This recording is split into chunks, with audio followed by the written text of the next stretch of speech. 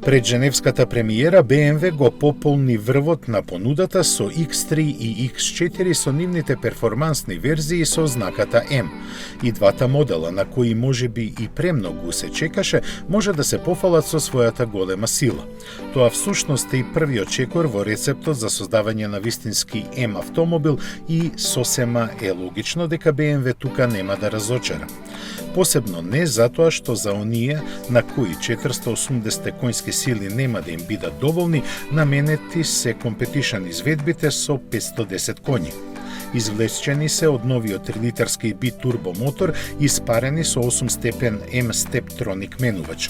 Стандардниот X-Drive погон им дава предност на задните тркала, но овозможува избор на неколку подесувања со кои сета сила се испорачува напред или назад. Каросеријата има поголема крутост, ослонувањето унапредено, а вграден е и активен диференцијал. Дел од М-пакетот се и силните сопирачки, амортизерите, чија тврдина се подесува, и големите тркала од 20 или 21 инч. Исто и забрзувањето до 100 на час за малку над 4 секунди и максималната брзина од 280, односно 285 км на час во компетишн изведбите. М-верзиите на X3 и X4 ќе се препознаваат по мускулесто доработената каросерија, дотераната маска и двата пара издувни цевки. Внатре се среќаваат спортски седишта и управувач, посебна инструмент табла и разни украсни елементи од алуминиум, карбон и кожа.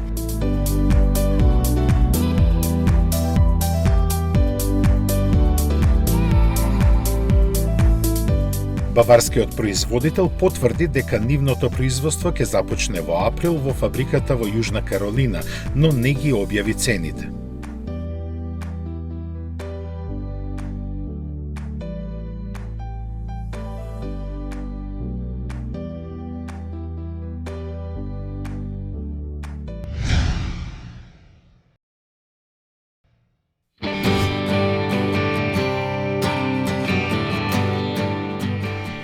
Subaru во Европа е аутсайдер, но во Северна Америка лани продаде 680.000 автомобили. Иако само мал дел од нив се од моделот Legacy, јапонците го сметаат за еден од клучните за имиджот на марката. Затоа и доста вложуваат во неговиот развој. Резултатите од тоа можеме да ги видиме во седмата генерација на Legacy, чија продажба ќе започне на есен. Представен како најнапреден во својата 30-годишна историја, новиот модел може да се пофали со доста технички дотерувања. Главни карактеристики и понатаму му се стандардниот погон на сите тркала и боксер моторите кои ги има два во понудата. 2,4 литарскиот турбо испорачува 260, а атмосферскиот 182 конски сили, кои се пренесуваат преку безстепен менувач. Новата платформа за задна полурамка е за 70% покрута и ги подобрува управливоста и комфорот. За истакнување и подобрата звучна изолација. Новиот Subaru Legacy дизајнерски нема радикални измени, но затоа внатрешноста е многу променета. Квалитетните материјали се дополнети со бројни премиум детали, а количината електроника е на завидно ниво. Покрај сите познати безбедносни асистенти се издвојуваат автоматското запирање при возење наназад и системот за задржување на возилото на средината на коловозната лента. Не се заборавени ниту нешта како далечинското стартување на моторот и контролата на климатизацијата преку мобилен телефон. Освен во Русија, овој модел никаде не се продава во Европа.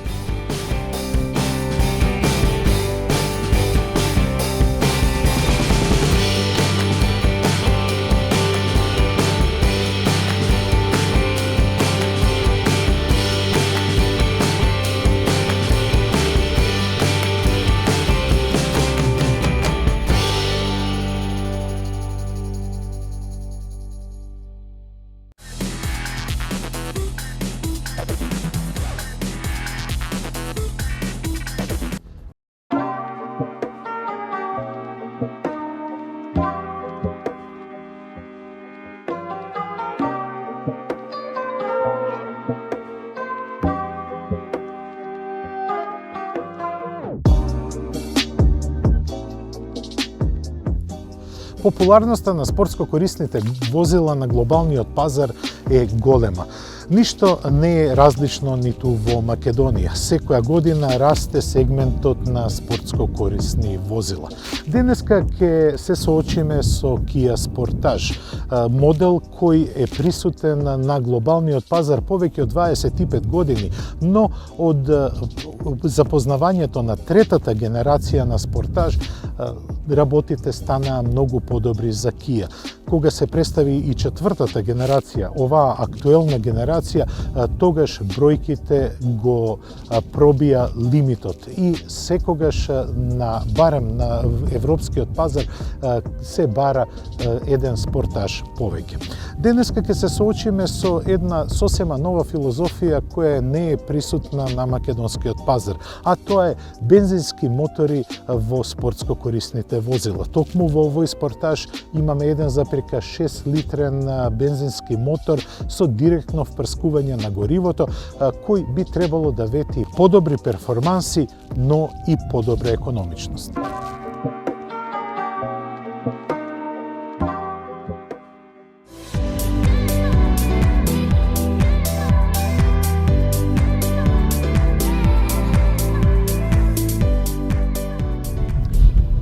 Внатрешноста на Sportage е направена да ги задоволи урбаните, но и теренските возења. Пред се гледа ергономијата и просторноста во кабината, но и конципираноста на инструментите, како и на воланот е сосема ергономска. Можеби Kia претерува кога ги става командите на воланот, бидејќи се, барем според мене, малку нелогично распоределени и нивното функционирање може да се поремети и со самото вртење на воланот.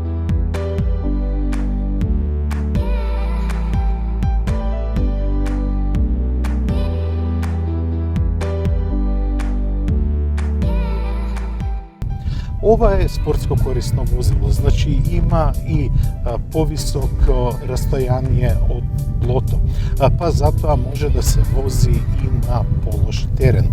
Моделот кој го тестираме е опремен со 1,6 литарски бензински мотор со директно впрскување на горивото и има погон само на предните тркала, што е сосема рационална и паметна солуција за сите оние кои не сакаат своето спортско корисно возило да го форсираат на терен, како што ние правиме. Прво се забележува дека на оваков пат подпирањето е сосема добро. Можеби малку повеќе се пренесуваат микровибрациите преку седиштата на патниците, но Sportage покажува дека со неговата конструкција е направена една зрел склоп на механика која одговара за сите услови на возење.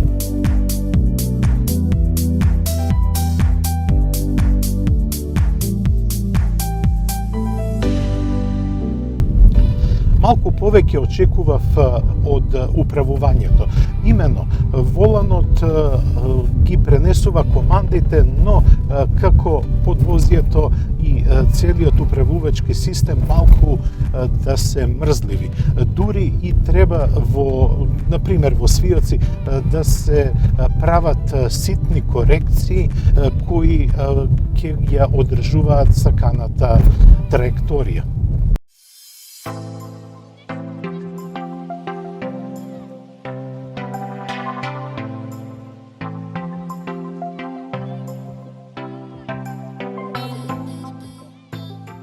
Сепак, спортско корисните возила не се конструирани да се освојува теренот со нив. Статистиката вели дека дури 98% од собствениците на спортско корисни возила никогаш не излегуваат вон асфалтот. Никогаш своите возила не ги возат на терен. Па зошто овие возила кои се дел од мејнстрим побарувачката на спортско корисни возила би се оптеретувале со некои додатоци и дополнителни конструирања кога нема да се искористат. Кија во својата историја покажува дека од една маргинална стана марка која е една од главните и клучните играчи во сегментот на спортско корисните возила.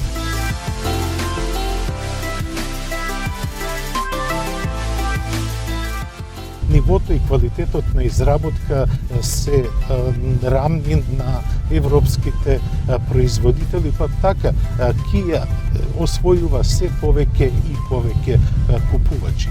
Аргументите за Кија говорат дека за разумна сума пари се добива повеќе од добра техника, повеќе од многу добра удобност и повеќе од одлични гаранциски услови. Како и сите возила на Кија и Спортажот подлежи на 7 годишна гаранција на сите делови, што е многу битен фактор во одлучувањето на избор на еден автомобил. Дизелите во Спортаж се уште присутни, но имиджот на лоши момчиња ги следи насекаде. Па затоа нашиот импортер направи една интересна понуда за 1,6 литарскиот мотор кој има директно впрскување на горивото, што значи дека тој е и економичен. Оваа изведба која нема турбополнач има 132 конски сили, но во тек на нашето возење, барем како што вели компјутерот на Спортаж, ние просечно потрошивме 8,3 литри со оглед како го возевме и на каков терен го возевме, ова е сосема прифатлива потрошувачка. Доколку се вози во некои подруги услови, верувам дека таа потрошувачка ќе биде уште и помала. И сега се наоѓаме на асфалтиран пат, на пат кој е смислен да се вози овој модел. Па, чувствуваме една удобност типична за лимузина и одлична прегледност на патот, бидејќи седењето е на повисок рамниште. Целокупната конструкција на Спортаж ги задоволува потребите на урбаните луѓе.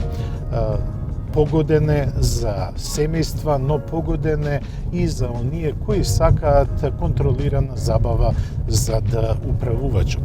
20.000 евра е цената на овој модел, кој рака на срце можам да кажам дека има повеќе од пристојна опременост. Ги има сите оние додатоци кои урбаните луѓе ги сметаат за неопходни. Пред се тоа е мултифункционалниот волан, централниот дисплеј преку кого можете да командувате исто така доста функции на автомобилот.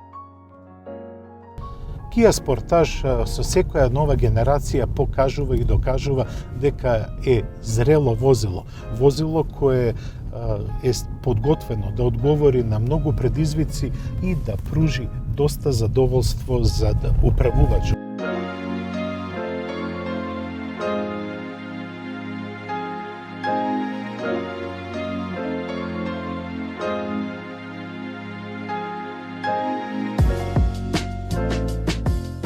Со секоја нова генерација на Спортаж, Кија покажува и докажува дека ова спортско корисно возило вреди за своите пари. 1,6 литрениот GDI мотор дава солидна перформанса, но јас би ги одвоил и економичноста, како и тивкото работење. Воопшто, звучната изолација во Кија Спортаж е повеќе од добра и нуди едно ново искуство на престојување во спортско корисно возило, особено кога станува збор за корејските. Тоа беше се што подготвивме во ова издание на Автомагазин. Срдечен поздрав до следната средба за 7 дена. До гледање.